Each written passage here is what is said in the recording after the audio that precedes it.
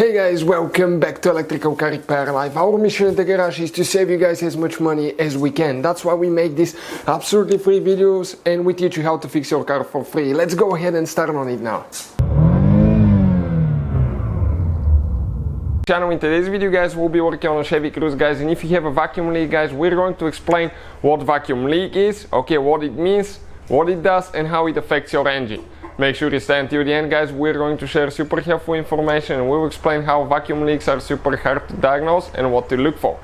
Quick introduction, we guys have more than 200 videos on this car and every car we get at the shop because our mission is to save you guys as much money as we can. So please subscribe to the channel and like the video guys. Hopefully you will find the information helpful, all the tools and parts that we use in our videos, or if you need to buy any parts, we have the link guys in the description of the video below, check it out. So I'll go ahead, open the hood of this Chevy Cruze now guys, and it doesn't matter if you have a 1.4, 1.8, 1.6 diesel engine guys, the procedure is about the same for vacuum leaks, and we'll explain what a vacuum leak is and what to look for and what it means and what it does to your engine. So looking at this engine now, this is a 1.8 engine. This is your engine right here. This is your air filter box. Right past the air filter box, on the air filter box towards the intake boot, that's where the engine gets its air, through the intake boot. You have a device guys, one sensor. That sensor, what it does, it detects how much air actually goes inside the engine. This is called mass airflow sensor. Also on this thing guys, you have integrated temperature sensor that detects the temperature of the air and the mass airflow sensor as well. Now that device tells the engine, okay, we're getting a certain amount of air. But what if you guys get any air, okay, past the mass airflow sensor? This extra air that we'll get guys, the engine doesn't know about that. And this is known as vacuum leak. So vacuum leak guys could be caused by so many things. And we're going to start with the most common ones. It could be something simple such as a loose hose clamp, like that one here. The one towards the throttle body. It could be intake boot that is cracked guys. Check this thing out, this one looks amazing, right? But if I squish it, check out the cracks. Okay, these cracks are going to develop vacuum leak. Sooner or later that will develop a vacuum leak guys. And it will be super hard to diagnose because you will not see them unless you guys look for them. So if you develop a big crack, the engine will start sucking more air through here and it will not know about it. Let's say it's measuring 10 grams per second, okay, or but actually we're getting 2 extra grams from here, so it will not know about that. What will happen? The engine will start running lean, which means running lean is either you have too much air or not enough fuel. So which in both cases states that we have more air and less fuel than we should have. So that's one of the reasons that you can develop a vacuum leak. Another one is called a PCV valve.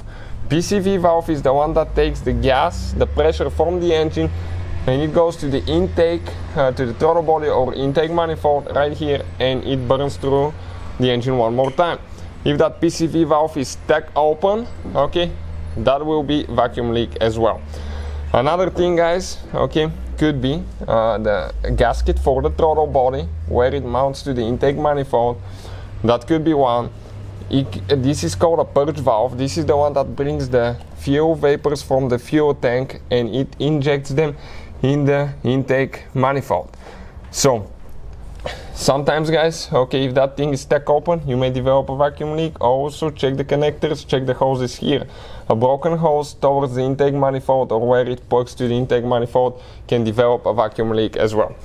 Another thing guys, okay, common thing to look for is anywhere that you have a vacuum hose, line, anything like that, okay, like for the brake booster, anything like that, check those things out. Sometimes they'll develop vacuum leaks as well. And super common one, okay, on engines with higher mileage is the gasket for the intake manifold where it bolts to the cylinder head. You have 4 gaskets usually, or 1 big gasket for each hole. And those gaskets will get flat, or they will crack over time and you can develop a leak, and you can even notice that your engine RPMs may increase a little bit. So that is guys what a vacuum leak means. Vacuum leak means that we're getting some extra air without the engine knowing about that.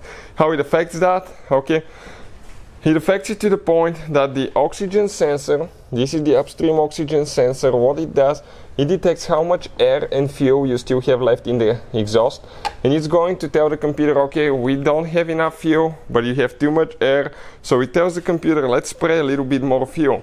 And as a result, guys, you can have increased fuel economy, and your car may be burning a little bit more fuel, and you will have the engine light on. Sooner or later it may take 500 miles down the road that may say that the car is running lean, and you may get something like a code P0171.